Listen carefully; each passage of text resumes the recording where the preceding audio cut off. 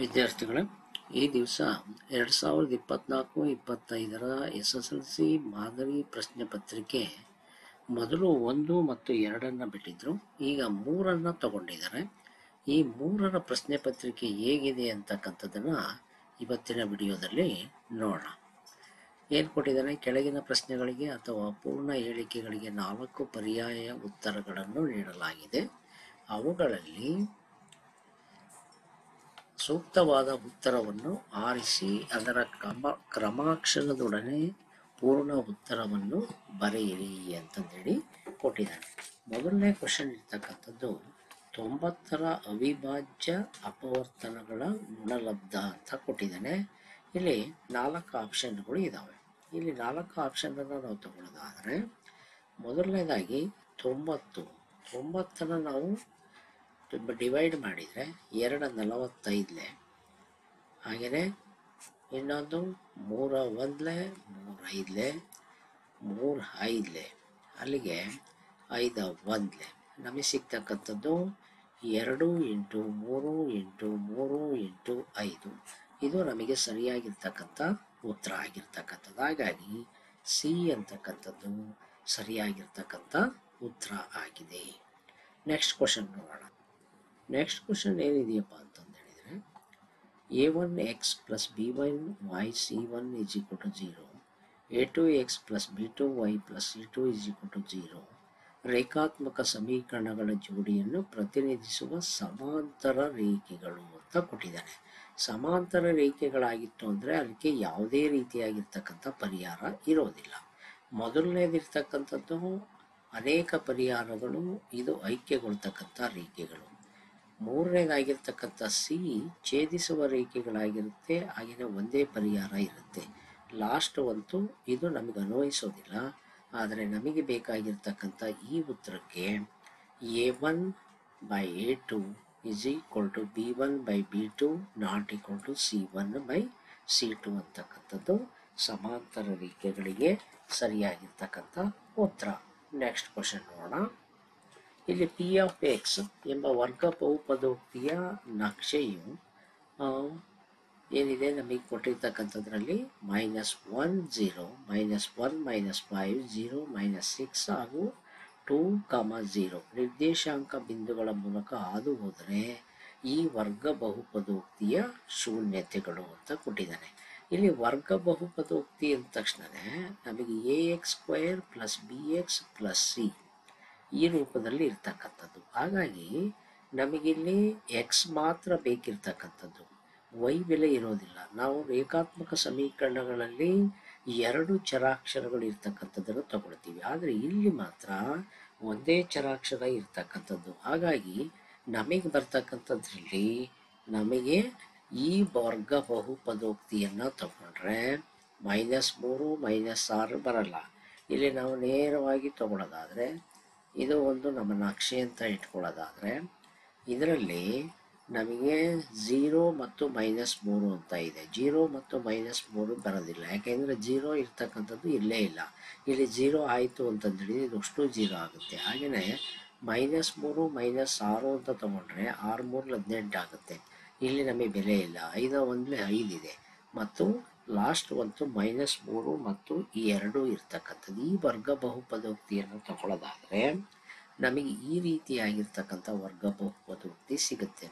x² + x - 6 = 0 ಅಂತಕ್ಕಂಥದ್ದು. ಹಾಗಾಗಿ ಈ ವರ್ಗ ಬಹುಪದೋಕ್ತಿಯನ್ನು ನಾವು ಬಿಡಿಸಿದಾಗ ನಮಗೆ ಬರ್ತಕ್ಕಂಥ ಬೆಲೆ -3 ಮತ್ತು ಈ 2 ಅಂತಕ್ಕಂಥದ್ದು ಸರಿಯಾಗಿರ್ತಕ್ಕಂಥ ಉತ್ತರ ಆಗುತ್ತೆ. ನೆಕ್ಸ್ಟ್ ಒಂದು ಕ್ವಶನ್ ನೋಡೋಣ. ಒಂದು ಸಮಾಂತರ ಶ್ರೇಣಿಯಲ್ಲಿ an = 2n - 1 ಆದಾಗ ಸಾಮಾನ್ಯ ವ್ಯತ್ಯಾಸ ಅಂತ ಕೇಳಿದ್ದಾನೆ. ಸಾಮಾನ್ಯ ವ್ಯತ್ಯಾಸವನ್ನು ತಗೋಬೇಕಾದ್ರೆ ಸಮಾಂತರ ಶ್ರೇಣಿಯನ್ನು ನಾವು ತಗೊಳ್ಳೇಬೇಕು. ಹಾಗಾಗಿ a1 ಅಂತಂದೇಳಿದರೆ 2 × 1 - 1 ಅಂದರೆ 1 ಬರುತ್ತೆ. a2 2 × 2 - 1 = 4 - 1 ಅಂದರೆ 3 ಬರುತ್ತೆ. a3 2 × 3 - 1 ಆದರೆ 6 - 1 ಅಂದರೆ 5 ಬರುತ್ತೆ. ಅಂದರೆ 1 3 ಮತ್ತು 5. ಅಲ್ಲಿಗೆ a2 - a1 ಇಸ್ 1. ಹಾಗೆಯೇ A3 ಮೈನಸ್ A2 ಅಂತಂದು ಹೇಳಿದರೆ 3 ಮೈನಸ್ 1 5 ಮೈನಸ್ 3, ಅಲ್ಲಿಗೆ 2 ಬೆಲೆ ಬರುತ್ತೆ ನಮಗೆ. ಹಾಗಾಗಿ ಇಲ್ಲಿ ನಮಗೆ ಸಿಗ್ತಕ್ಕಂಥದ್ದು ಸಾಮಾನ್ಯ ವ್ಯತ್ಯಾಸ 2 ಆಗಿರ್ತಕ್ಕಂಥದ್ದು. ನೆಕ್ಸ್ಟ್ ಒಂದು ಕ್ವಶನ್ ನೋಡೋಣ. -4, 2 -2 6 ಮಧ್ಯ ಬಿಂದುಗಳನ್ನು ಸೇರಿಸುವ ರೇಖಾಖಂಡದ ಮಧ್ಯ ಬಿಂದುವಿನ ನಿರ್ದೇಶಾಂಕಗಳು ಅಂತ ಕೊಟ್ಟಿದ್ದಾನೆ. ಇಲ್ಲಿ ಮಧ್ಯ ಬಿಂದುವಿನ ನಿರ್ದೇಶಾಂಕಗಳನ್ನು ತಗೋಬೇಕಾದ್ರೆ ಇದು x1 ಹಾಗೆಯೇ y1, ಇದು x2 y2. ಅಲ್ಲಿ ನಮಗೆ x2 + x1/2 ಹಾಗೆಯೇ y2 + y1/2. ಅಲ್ಲಿ ಬೆಲೆಯನ್ನು ತಗೊಂಡ್ರೆ -2 - 4/2 ಹಾಗೆಯೇ 6 + 2/2. ಅಲ್ಲಿಗೆ -6/2 8/2 ಆಯಿತು. ಅಲ್ಲಿಗೆ ಕ್ಯಾನ್ಸಲ್ ಮಾಡಿದರೆ -3 4 ಬರ್ತಕ್ಕಂಥದ್ದು. ಹಾಗಾಗಿ ಬಿ ಅಂತಕ್ಕಂಥದ್ದು ಸರಿಯಾಗಿರ್ತಕ್ಕಂಥ ಉತ್ತರ ಆಗುತ್ತೆ. ನೆಕ್ಸ್ಟ್ ಒಂದು ಕ್ವಶನ್ ನೋಡೋಣ. tan θ = 1 secant θದ ಬೆಲೆ ಏನು ಅಂತ ಕೇಳಿದ್ದಾನೆ. ಇಲ್ಲಿ tan θ = 1 ಅಂದರೆ 45 ಡಿಗ್ರಿ ಆಗಿರ್ತಕ್ಕಂಥದ್ದು. ಅದರಲ್ಲಿ ABC ಅಂತ ಇಟ್ಕೊಂಡ್ರೆ ಇದು 90 ಡಿಗ್ರಿ ಅಂತ ಇಟ್ಕೊಳ್ಳೋಣ, ಹಾಗೆಯೇ θ ಅಂತ ಇಟ್ಕೊಳ್ಳೋಣ. ಇಲ್ಲಿ ನಮಗೆ tan θ ಅಂದ ತಕ್ಷಣವೇ ಅದರ ಅನುಪಾತ ಇರ್ತಕ್ಕಂಥದ್ದು ಅಭಿಮುಖ ಬಾಹು ಬೈ ಪಾರ್ಶ್ವ ಬಾಹು. ಇವೆರಡರ ಅನುಪಾತ 1 ಬಂದಿದೆ ಅಂದರೆ AB 1 BC 1 ಆಗುತ್ತೆ. ಹಾಗಾದರೆ AC ಬೆಲೆ secant θ ಅಂದ ತಕ್ಷಣವೇ ಅದರ ಅನುಪಾತ ಏನಾಗುತ್ತೆ ನಮಗೆ ವಿಕರ್ಣ ಬೈ ಪಾರ್ಶ್ವಬಾಹು ಆಗುತ್ತೆ. ವಿಕರ್ಣ ಬೈ ಪಾರ್ಶ್ವಬಾಹು ಆಗೋದ್ರಿಂದ ನಮಗೆ ವಿಕರ್ಣದ ಅಳತೆ ಬೇಕು. ಹಾಗಾಗಿ AC² = AB² + BC² = 1² 1² = 1 + 1 AC √2 ಆಯಿತು. ಅಂದರೆ ಇದು √2 ಬೆಲೆ ಬಂತು. ಅಲ್ಲಿಗೆ √2/1 √2 ಆಯಿತು. ಅಲ್ಲಿ ನಮಗೆ ಬೆಲೆ ಬರ್ತಕ್ಕಂಥದ್ದು √2 ಅಂತಕ್ಕಂಥದ್ದು ಸರಿಯಾಗಿರ್ತಕ್ಕಂಥ ಉತ್ತರ ಆಗುತ್ತೆ. ನೆಕ್ಸ್ಟ್ ಕ್ವಶನ್ ನೋಡೋಣ. ಒಂದು ಆಟಿಕೆಯನ್ನು ಅರ್ಧಗೋಳದ ಮೇಲೆ ಶಂಕುವನ್ನು ಕೂರಿಸಿ ಚಿತ್ರದಲ್ಲಿ ತೋರಿಸಿರುವಂತೆ ತಯಾರಿಸಲಾಗಿದೆ. ಆಟಿಕೆಯ ಘನಫಲವನ್ನು ಕಂಡುಹಿಡಿಯುವ ಸೂತ್ರ ಅಂತ ಕೇಳಿದ್ದಾನೆ. ಇಲ್ಲಿ ಆಟಿಕೆ ಇರ್ತಕ್ಕಂಥದ್ದು ಈ ಭಾಗವನ್ನು ತಗೊಂಡ್ರೆ ಇದು ಶಂಕು ಇದೆ, ಹಾಗೆಯೇ ಈ ಭಾಗವನ್ನು ತಗೊಂಡ್ರೆ ಅರ್ಧಗೋಳ ಇದೆ. ಅಲ್ಲಿಗೆ ಎರಡಕ್ಕೂ ಘನಫಲ ತಗೊಂಡ್ರೆ ಶಂಕುವಿಂದು 1/3 πr² ಹೆಚ್ಚು, ಅರ್ಧಗೋಳದ್ದು 2/3 πr³ ಎರಡನ್ನೂ ಪ್ಲಸ್ ಮಾಡಿದರೆ ನಮಗೆ ಬರ್ತಕ್ಕಂಥ ಉತ್ತರ 1/3 πr² h 2/3 πr³ ಬರ್ತಕ್ಕಂಥದ್ದು. ನೆಕ್ಸ್ಟ್ ಒಂದು ಕ್ವಶನ್ ತಗೋಣ. ಕಬಡ್ಡಿ ತಂಡವು ಸೋಲುವ ಸಂಭವನೀಯತೆ 0.25 ಆದರೆ ಅದೇ ಆಟದಲ್ಲಿ ಗೆಲ್ಲುವ ಸಂಭವನೀಯತೆ ಎಷ್ಟು ಅಂತ ಕೇಳಿದ್ದಾನೆ. ಅಲ್ಲಿಗೆ 1.00 0.25 10 5 ಕಳೆದ್ರೆ 5 9 2 ಕಳೆದ್ರೆ 7 0.75 ಇದು ನಮಗೆ ಸರಿಯಾಗಿರ್ತಕ್ಕಂಥ ಉತ್ತರ ಆಗ್ತಕ್ಕಂಥದ್ದು. ನೆಕ್ಸ್ಟ್ ಕ್ವಶನ್ ತಗೋಣ. 7 ಮತ್ತು 12 ಇದರ ಮಾಸವನ್ನು ಬರೆಯಿರಿ ಅಂತ ಕೇಳಿದ್ದಾನೆ. ಇಲ್ಲಿ ಮಾಸವನ್ನು ತಗೊಂಡ್ರೆ 7ಕ್ಕೆ 7 ಅಂತಕ್ಕಂಥದ್ದು ಅವಿಭಾಜ್ಯ ಸಂಖ್ಯೆ, ಹಾಗಾಗಿ 7 × 1 ಅಂತ ಬರೀಬಹುದು. 12 ತಗೊಂಡ್ರೆ 2 × 2 × 3 ಅಂತ ಬರೀಬಹುದು × 1. ಇಲ್ಲಿ 1 ಮಾತ್ರ ನಮಗೆ ಸಾಮಾನ್ಯ ಅಪವರ್ತನ ಸಿಗುತ್ತೆ. ಹಾಗಾಗಿ 7 ಮತ್ತು 12ರ ಮಾಸ 1 ಆಗ್ತಕ್ಕಂಥದ್ದು. ನೆಕ್ಸ್ಟ್ ಒಂದು A, B ಮತ್ತು Cಗಳು ವಾಸ್ತವ ಸಂಖ್ಯೆಗಳಾಗಿದ್ದು x ಚರಾಕ್ಷರವಿರುವ ವರ್ಗ ಬಹುಪದೋಕ್ತಿಯ ಸಾಮಾನ್ಯ ರೂಪ P of x = ax² + bx + c ಅಂತಕ್ಕಂಥದ್ದು ಬರ್ತಕ್ಕಂಥದ್ದು. ಹಾಗೆಯೇ ನೆಕ್ಸ್ಟು ವೃತ್ತ ಚತುರ್ಥಕದ ವಿಸ್ತೀರ್ಣವನ್ನು ತಗೊಂಡ್ರೆ ವೃತ್ತ ಅಂತ ಹೇಳಿದರೆ πr² ಆಗುತ್ತೆ. ಅರ್ಧ ವೃತ್ತಕ್ಕೆ 2 ಬರುತ್ತೆ. ಹಾಗೆಯೇ ಮೂರನೇ ಭಾಗಕ್ಕೆ ತಗೊಂಡ್ರೆ πr³ ಆಗುತ್ತೆ. ವೃತ್ತ ಚತುರ್ಥಕದ ಅಂದರೆ 4ನೇ ಭಾಗ πr² 4 ಅಂತಕ್ಕಂಥದ್ದು ಸರಿಯಾಗಿರ್ತಕ್ಕಂಥ ಉತ್ತರ. ನೆಕ್ಸ್ಟ್, ತ್ರಿಜ್ಯ r ಮತ್ತು ಎತ್ತರ ಹೆಚ್ಚಾಗಿರುವ ಸಿಲಿಂಡರಿನ ಘನಫಲ πr² ಇಂಟು h. ಇದು ನಮಗೆ ತ್ರಿಜ್ಯ r ಇದ್ದಾಗ ಎತ್ತರ h ಇದ್ದಾಗ. ನೆಕ್ಸ್ಟ್ ಬಂತು ಮಧ್ಯಾಂಕ L + n/2 - CF/F into h. ಈ ಸೂತ್ರದಲ್ಲಿ L ಏನನ್ನು ಪ್ರತಿನಿಧಿಸುತ್ತದೆ ಅಂತ ಕೇಳಿದ್ದಾನೆ. L ಬಂತಕ್ಕಂಥದ್ದು ಆವೃತ್ತಿ, ಮಧ್ಯಾಂಕ ಇರ್ತಕ್ಕಂಥ ಆವೃತ್ತಿ, ಮಧ್ಯಾಂಕ ಇರುವ ಆವೃತ್ತಿಯಲ್ಲಿ ಯಾವುದನ್ನು ತಗೊಳ್ತಕ್ಕಂಥದ್ದು, L ಅಂತಕ್ಕಂಥದ್ದು ಕೆಳಮಿತಿಯನ್ನು ಸೂಚಿಸ್ತಕ್ಕಂಥದ್ದು. ಅಂದರೆ ಎಕ್ಸಾಂಪಲ್ಗೆ 15ರಿಂದ 20 ಇದೆ ಅಂದರೆ ಇದು ನಮಗೆ ಒಂದು ವರ್ಗಾಂತರ ಇರ್ತಕ್ಕಂಥದ್ದು. ಇದು ನಮಗೆ 8 ಅಂತಕ್ಕಂಥದ್ದು ಮಧ್ಯಾಂಕ ಇದೆ ಅನ್ನೋದಾದರೆ ಇದು ನಮಗೆ ಕೆಳಮಿತಿ, ಇದು ಮೇಲ್ಮಿತಿ. ಹಾಗಾಗಿ L ಅಂತಕ್ಕಂಥದ್ದು ಕೆಳಮಿತಿಯನ್ನು ಸೂಚನೆ ಮಾಡ್ತಕ್ಕಂಥದ್ದು.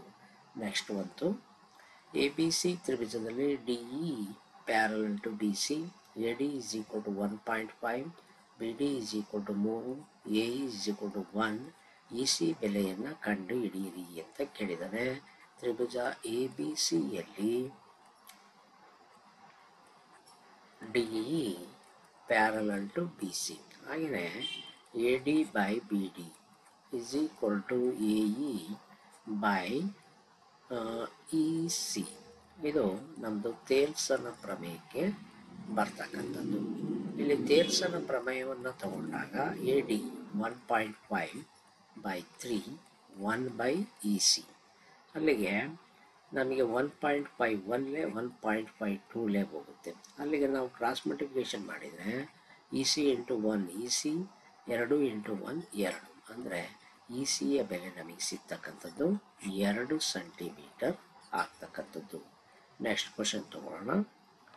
ಚಿತ್ರದಲ್ಲಿ O ಕೇಂದ್ರವುಳ್ಳ ವೃತ್ತದಲ್ಲಿ ABಯು B ಬಿಂದುವಿನಲ್ಲಿ ಎಳೆದ ಸ್ಪರ್ಶಕ ಆ್ಯಂಗಲ್ BPQ 50 ಡಿಗ್ರಿ ಆದರೆ ಆ್ಯಂಗಲ್ POQ ಅಂದರೆ ಈ ಕೋನದ ಅಳತೆಯನ್ನು ಕೇಳಿದ್ದಾನೆ. ಇಲ್ಲಿ ನಮಗೆ ಗೊತ್ತಿರೋ ಹಾಗೆ ಇದು ಸ್ಪರ್ಶಕ, ಹಾಗೆಯೇ ತ್ರಿಜ್ಯ, ಇವೆರಡರ ನಡುವೆ ಇರತಕ್ಕಂಥ ಕೋನ 90 ಡಿಗ್ರಿ. ಹಾಗೆಯೇ ಇಲ್ಲಿ ನಮಗೆ OP ಅಂತಕ್ಕಂಥದ್ದು ತ್ರಿಜ್ಯ, AB ಸ್ಪರ್ಶಕ ಆಗಿದೆ. ಟೋಟಲ್ ಆಗಿರ್ತಕ್ಕಂಥದ್ದು 90 ಡಿಗ್ರಿ. ಅದರಲ್ಲಿ ನಮಗೆ ಕೊಟ್ಟಿರ್ತಕ್ಕಂಥದ್ದು ಯಾವುದು, PPQ. ಈ ಅಳತೆ ಇರ್ತಕ್ಕಂಥದ್ದು ನಮಗೇನಿದೆ 50 ಡಿಗ್ರಿ ಇದೆ. ಅಂದರೆ ಅಲ್ಲಿಗೆ 90 ಡಿಗ್ರಿ ಮೈನಸ್ 50 ಡಿಗ್ರಿ ತಗೊಂಡ್ರೆ 40 ಡಿಗ್ರಿ ಬರುತ್ತೆ. ಅಂದರೆ QPO ಇದು 40 ಡಿಗ್ರಿ ಆಯಿತು. ಹಾಗೆಯೇ OP = OQ ಎರಡೂ ಕೂಡ ತ್ರಿಜ್ಯಗಳು. ಹಾಗಾಗಿ ಇದನ್ನೇನು ಮಾಡ್ಬೋದು ಅಂದರೆ ಸಮದ್ವಿಬಾಹು ತ್ರಿಭುಜಕ್ಕೆ ತಗೋಬೋದು. ಸಮದ್ವಿಬಾಹು ತ್ರಿಭುಜ ಆದಾಗ ಅಭಿಮುಖ ಬಾಹುಗಳು ಸಮ ಇದ್ದರೆ ಅಭಿಮುಖ ಕೋನಗಳು ಕೂಡ ಸಮ ಇರುತ್ತೆ. ಅಲ್ಲಿಗೆ ಆ್ಯಂಗಲ್ P ಮತ್ತು angle Q plus angle O = 180. ಅಲ್ಲಿಗೆ 40 + 40 ಪ್ಲಸ್ ಆ್ಯಂಗಲ್ O = 180 ಡಿಗ್ರಿ. ಅಲ್ಲಿಗೆ ಆ್ಯಂಗಲ್ O = 180 - 80 = 100 ಡಿಗ್ರಿ. ಅಂದರೆ O ಕೋನದ ಅಳತೆ 100 ಡಿಗ್ರಿ ಅಳತೆಯನ್ನು ಸಿಗ್ತಕ್ಕಂಥದ್ದು.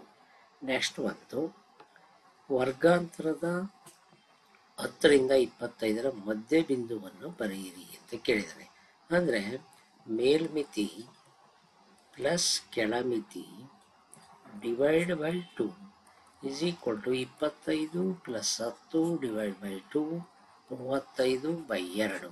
2 1ಲೇ 2 7ಲೇ 1 ಉಳಿದಿದೆ 0.5 ಆಯಿತು. ಅಲ್ಲಿಗೆ 10 ಆಯಿತು.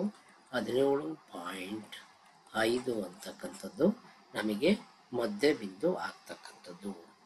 ಇದಿಷ್ಟು ಕೂಡ ಈ ವಿಡಿಯೋದಲ್ಲಿ ನಮಗೆ ತಿಳಿಸ್ಕೊಟ್ಟಿದ್ದೀನಿ. ನೆಕ್ಸ್ಟ್ ವಿಡಿಯೋದಲ್ಲಿ ಉಳಿದಿರ್ತಕ್ಕಂಥ ಲೆಕ್ಕಗಳನ್ನು ಮಾಡೋಣ. ಏನಾದ್ರೂ ಕೂಡ ಡೌಟ್ಸ್ ಇದ್ದರೆ ಕಮೆಂಟ್ ಮಾಡಿ ಅಂತ ಹೇಳ್ತಾ ಮತ್ತೊಮ್ಮೆ ನಿಮ್ಮೆಲ್ಲರಿಗೂ ಕೂಡ ಧನ್ಯವಾದಗಳು.